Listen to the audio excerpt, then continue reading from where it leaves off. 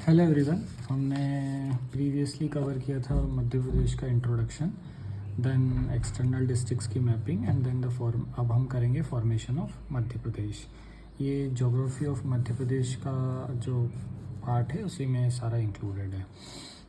तो let's start formation of Madhya प्रदेश। तो after independence एक चैलेंज था लीडर्स के बीच में कि इंडिया का इंटीग्रेशन कैसे किया जाए। तो इंडिया को ब्रिटिश प्रोविंस और प्रिंसली स्टेट्स में मर्ज कर दिया गया था, ठीक है। और इस मर्ज को 4 कैटेगरीज में फिर डिवाइड कर दिया गया था फर्दर।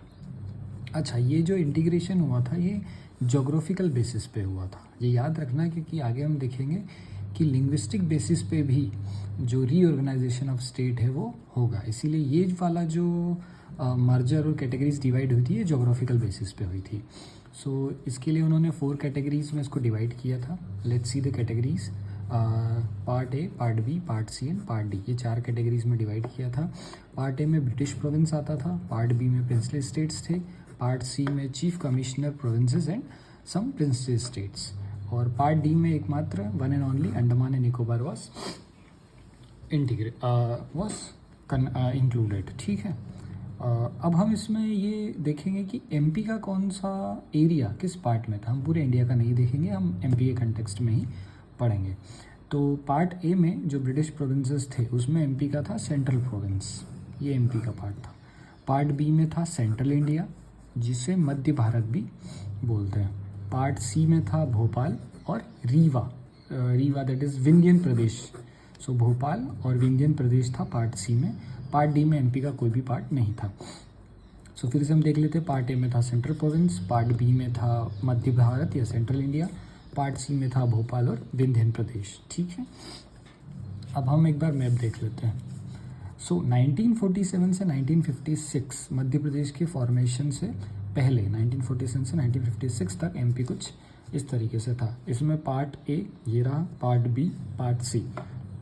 पार्ट ए में 15 प्रिंसली स्टेट्स थे, पार्ट बी में 25 प्रिंसली स्टेट्स थे, और पार्ट सी में थे 36 प्रिंसली स्टेट्स प्लस एक भोपाल था। ये भोपाल है।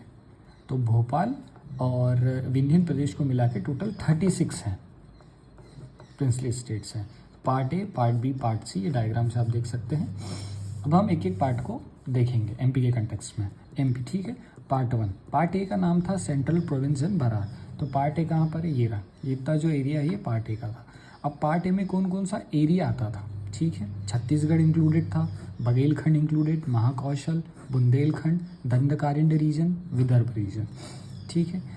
पार्ट ए की कैपिटल थी नागपुर। फर्स्ट सीएम थे पार्ट ए के, वो थे Pandit Ravishankar Shukla and governor was Raghavendra Rao. So this is about part A. Now अब हम देखेंगे पार्ट बी। ये रहा पार्ट बी, जो कि वेस्टर्न पार्ट है पूरा मध्य प्रदेश का। So let's see part B. Part B का नाम था सेंट्रल इंडिया, या इसे मध्य भारत भी कहते थे। इसका एरिया था तो वेस्टर्न पार्ट ऑफ मध्य प्रदेश, ये जो वेस्टर्न पार्ट है मध्य प्रदेश का, ग्वालियर, इंदौर एक्सेट्रा। इसकी कैपिटल्स 2 थी, एक ग्वालियर कैपिटल थी और एक इंदौर कैपिटल थी। Gwalior was winter capital and Indore was the summer capital. First CM was Leeladhar Joshi and the state head Rajpramukh कौन थे, जीवाजी राव सिंधिया। अच्छा, यहाँ पर जो राज प्रमुख का कॉन्सेप्ट क्यों लाया गया, क्योंकि ये प्रिंसली स्टेट्स था। तो राजा रजवाड़ों को उनकी प्रतिष्ठा मेंटेन करने के लिए राज प्रमुख का स्टेटस दिया गया था। सो स्टेट हेड राज प्रमुख थे जीवाजी राव सिंधिया। बरो देख लेते हैं। पार्ट बी, सेंट्रल इंडिया नाम था, मध्य भारत भी बोलते थे। एरिया था western part of Madhya Pradesh, Gwalior, Indore etcetera. सी कैपिटल थी ग्वालियर, जो कि विंटर कैपिटल थी, इंदौर जो कि समर कैपिटल थी। फर्स्ट सीएम थे लीलाधर जोशी और स्टेट हेड थे Jiwaji Rao Scindia. Now come to part C. Part C का नाम था विंध्यन प्रदेश, ओके। एरिया क्या क्या आता था, नॉर्थ ईस्ट पार्ट, जैसे रीवा, पन्ना, सीधी। तो ये रहा, ये जो एरिया है ये विंध्यन प्रदेश था। विंध्यन प्रदेश की कैपिटल थी रीवा। फर्स्ट सीएम थे शंभुनाथ शुक्ला और राज प्रमुख थे Martand Singh Baghel. Let's recall once. Part C का नाम था विंध्यन प्रदेश, एरिया था north east part, Rewa, Panna, Satna. Capital was Rewa, first CM was Shambhunath Shukla and Rajpramukh was Martand Singh Baghel.